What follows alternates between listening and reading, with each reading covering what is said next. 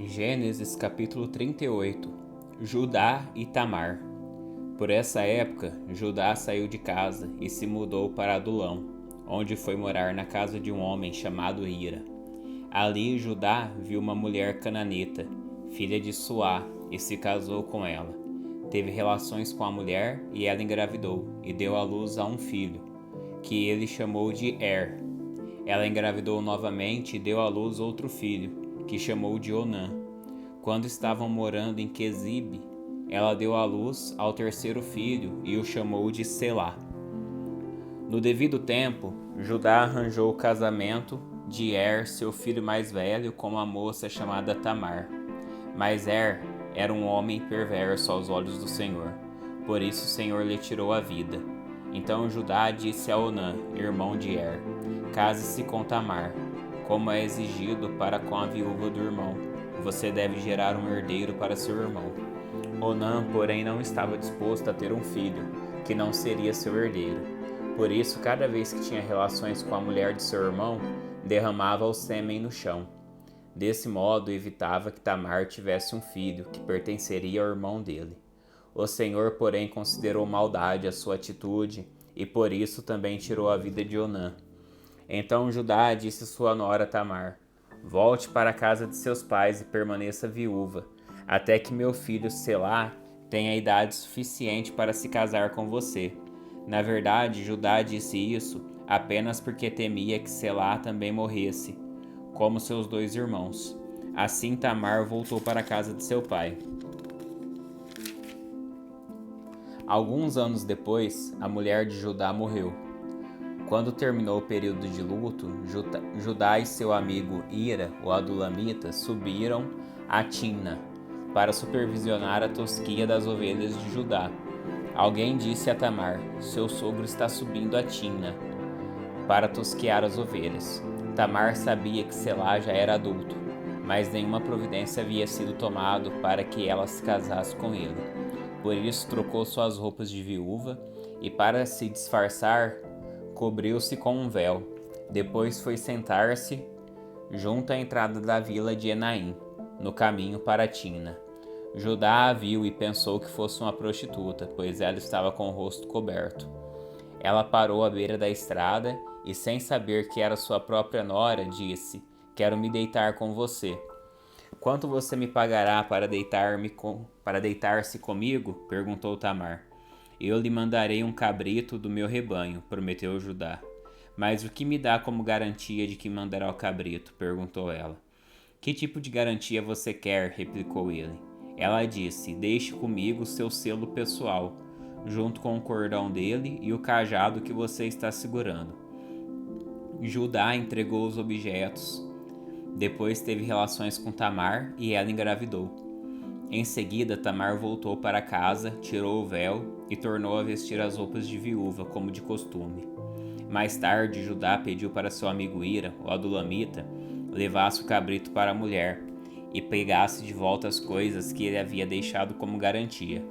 Hira, porém, não conseguiu encontrá-la. Perguntou aos homens que moravam lá: onde posso encontrar a prostituta do templo que estava sentada junto à entrada de Enaim? Aqui nunca houve uma prostituta do templo, responderam eles. Então Hira voltou para onde Judá estava e lhe disse: não consegui encontrá-la em lugar algum. Os homens da vila disseram que nunca houve uma prostituta no templo. Que ela fique com minhas coisas, disse Judá. Mandei o cabrito como tínhamos combinado, mas você não a encontrou. Se voltássemos para procurá-la, o povo da vila zombaria de nós. Uns 3 meses depois, disseram a Judá: sua nora Tamar se comportou como prostituta e por isso está grávida. Judá ordenou: tragam-na para fora e queimem-na. Quando a estavam tirando de casa para matá-la, ela enviou a seguinte mensagem a seu sogro: estou grávida do homem que é dono desses objetos. Olhe com atenção de quem são este selo, este cordão e este cajado. Judá os reconheceu de imediato e disse: ela é mais justa que eu, pois não tomei as providências para que ela se casasse com meu filho Selá. E Judá nunca mais teve relações com Tamar. Quando chegou a época de Tamar dar à luz, descobriu que teria gêmeos.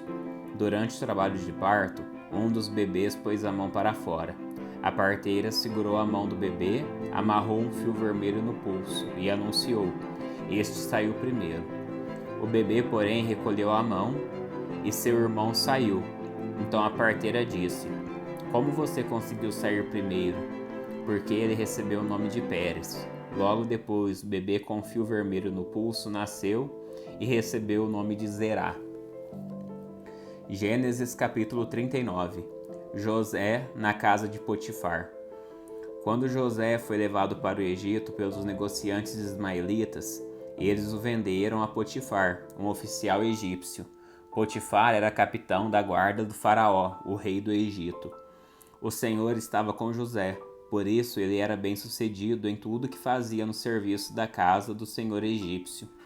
Potifar percebeu que o Senhor estava com José e lhe dava sucesso em tudo que ele fazia. Satisfeito com isso, nomeou José seu assistente pessoal e o encarregou de toda a sua casa e de todos os seus bens.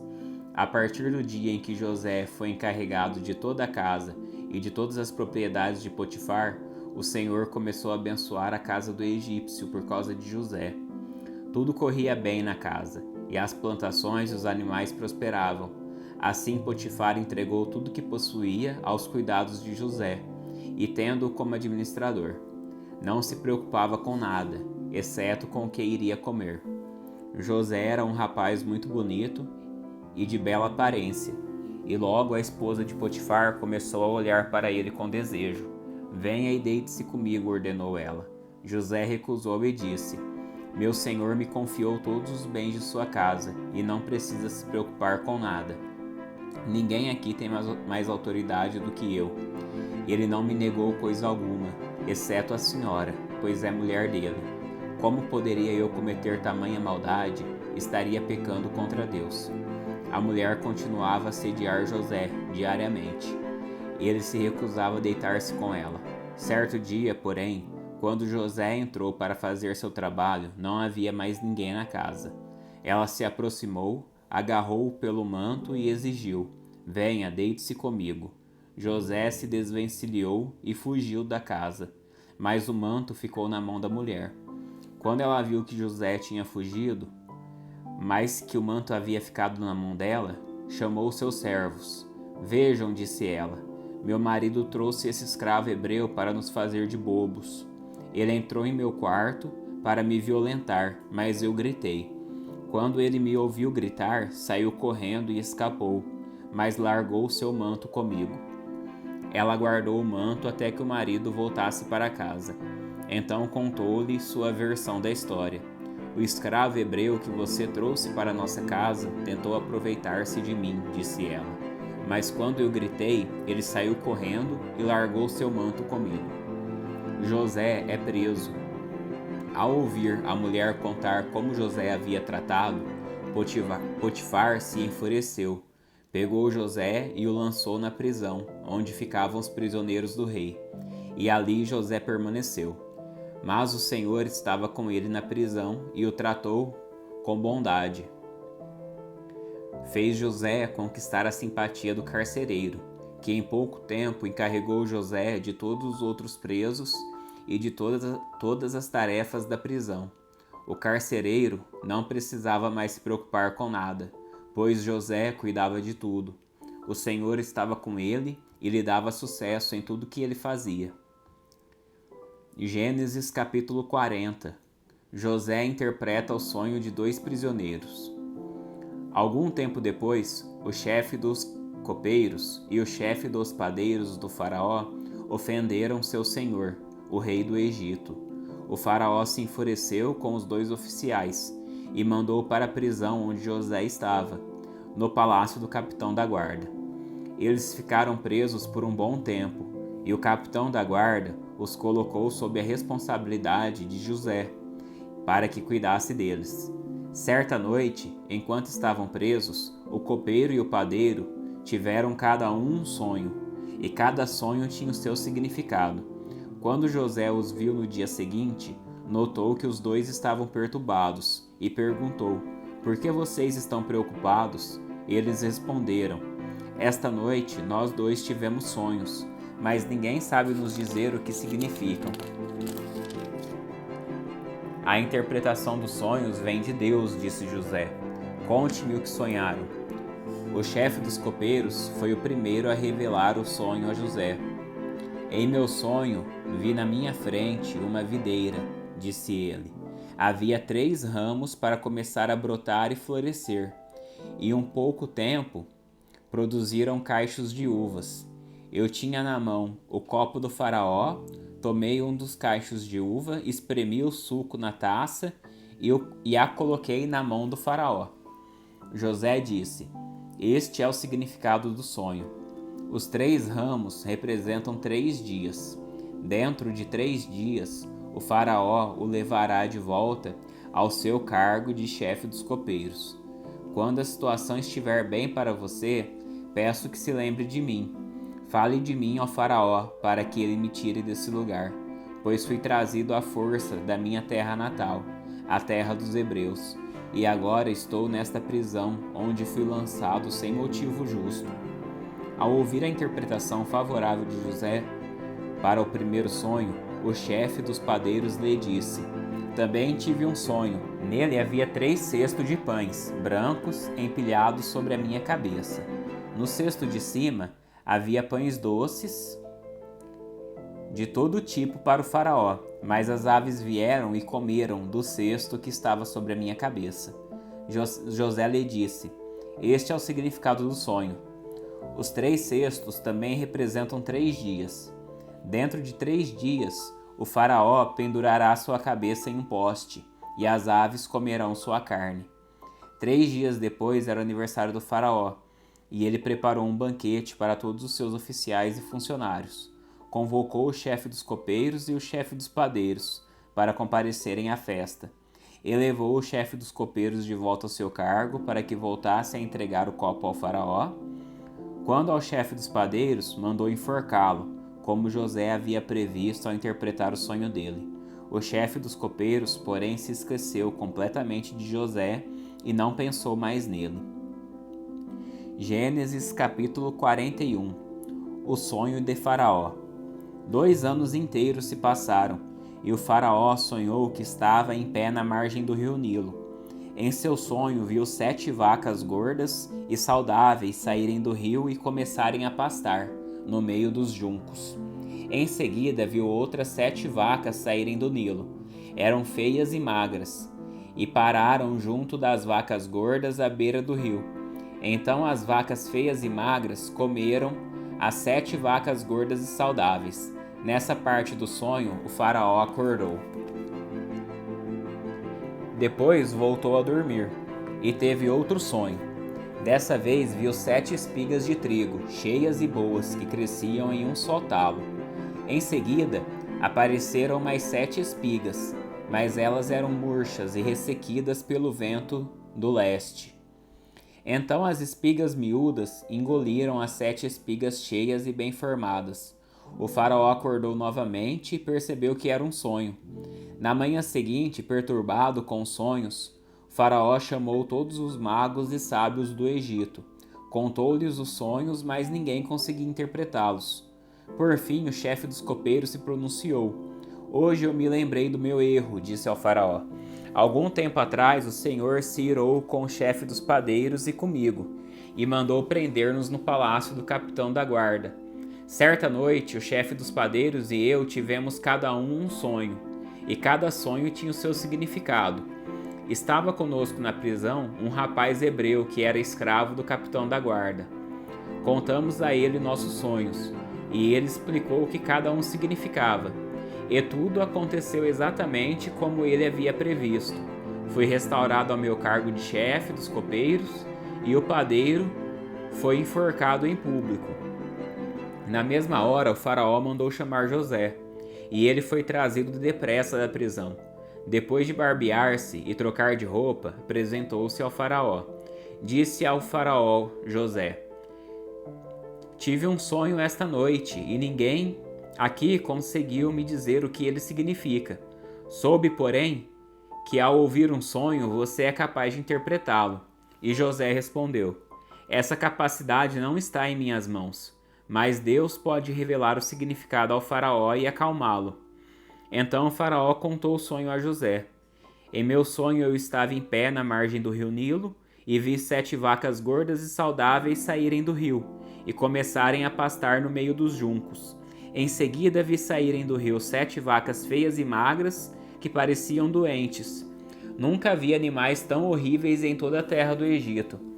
Essas vacas feias e magras comeram as 7 vacas gordas. Contudo, não parecia que haviam acabado de comer as outras vacas, pois continuavam tão magras e feias quanto antes. Então acordei. Em meu sonho também vi 7 espigas de trigo, cheias e boas, que cresciam em um só talo. Em seguida, apareceram outras 7 espigas, mas elas eram murchas, miúdas e ressequidas pelo vento do leste. As espigas miúdas engoliram as 7 espigas saudáveis. Contei os sonhos aos magos, mas ninguém foi capaz de dizer o que significam. José respondeu: os 2 sonhos do faraó significam a mesma coisa.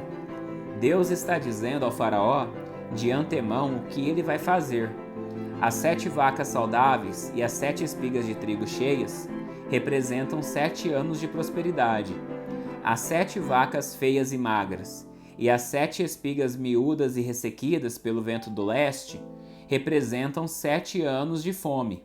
Acontecerá exatamente como eu descrevi, pois Deus revelou ao faraó de antemão o que ele vai fazer. Os próximos 7 anos serão um período de grande prosperidade em toda a terra do Egito. Depois haverá 7 anos de fome tão grande que toda essa prosperidade será esquecida no Egito, pois a fome destruirá a terra. A escassez de alimentos será tão terrível que apagará até a lembrança dos anos de fartura. Quanto ao fato de terem sido 2 sonhos parecidos, significa que esses acontecimentos foram decretados por Deus, e ele os fará ocorrer em breve. Portanto, o faraó deve encontrar um homem inteligente e sábio e encarregá-lo de administrar o Egito. O faraó também deve nomear um supervisor sobre a terra, para que recolha 1/5 de todas as colheitas durante os 7 anos de fartura. Encarregue-os de juntar todo o alimento produzido nos anos bons, que virão, e levá-lo para os armazéns do faraó. Mande-os estocar e guardar os cereais para que haja mantimento nas cidades. Desse modo, quando 7 anos de fome vierem sobre a terra do Egito, haverá comida suficiente. Assim a fome não destruirá a terra. O faraó coloca José no poder. O faraó e seus oficiais gostaram das sugestões de José. Por isso, o faraó perguntou aos oficiais: será que encontraremos alguém como este homem? Sem dúvida há nele o Espírito de Deus. Então o faraó disse a José: uma vez que Deus lhe revelou o significado dos sonhos, é evidente que não há ninguém tão inteligente ou sábio quanto você. Ficará encarregado de minha corte, e todo o meu povo obedecerá às suas ordens. Apenas eu, que ocupo o trono, terei uma posição superior à sua. O faraó acrescentou: eu o coloco oficialmente no comando de toda a terra do Egito. Então o faraó tirou do dedo seu anel com um selo real e o pôs no dedo de José. Mandou vesti-lo com roupas de linho fino e pôs uma corrente de ouro em seu pescoço. Também o fez andar na carruagem reservada para quem era o segundo no poder. E por onde José passava, gritavam-se a ordem: ajoelhem-se!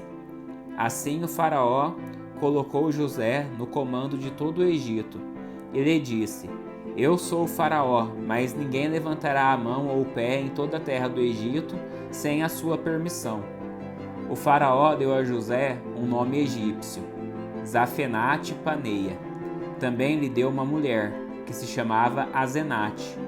Ela era filha de Potífera, sacerdote de On. Assim José recebeu autoridade sobre todo o Egito. Tinha 30 anos quando começou a servir na corte do faraó, o rei do Egito. Depois de sair da presença do faraó, José foi inspecionar toda a terra do Egito. Como previsto, durante 7 anos a terra produziu fartas colheitas. Ao longo desse tempo, José juntou todas as colheitas do Egito e armazenou nas cidades os cereais produzidos no campo ao redor. Armazenou uma quantidade imensa de cereais, como a areia do mar. Por fim, parou de manter registros, pois havia demais para medir. Durante esse tempo, antes do primeiro ano de fome, José e sua mulher Asenate, filha de Potífera, sacerdote de On, tiveram 2 filhos. Chamou o filho mais velho de Manassés, pois disse: Deus me fez esquecer todas as minhas dificuldades e toda a família do meu pai. José chamou o segundo filho de Efraim, pois disse: Deus me fez prosperar na terra da minha aflição. Por fim terminaram 7 anos de colheitas fartas em toda a terra do Egito, e começaram 7 anos de fome, como José havia previsto. A fome também afetou as regiões vizinhas, mas havia alimento de sobra em todo o Egito. Depois de algum tempo, porém, a fome também se espalhou pelo Egito. Quando o povo clamou ao faraó para que lhe desse alimento, ele respondeu aos egípcios: Dirijam-se a José e sigam as instruções dele. Quando faltou alimento em toda parte, José mandou abrir os armazéns e vendeu os cereais aos egípcios, pois a fome era terrível em toda a terra do Egito. Gente de todos os lugares ia ao Egito para comprar cereais de José, pois a fome era terrível no mundo inteiro.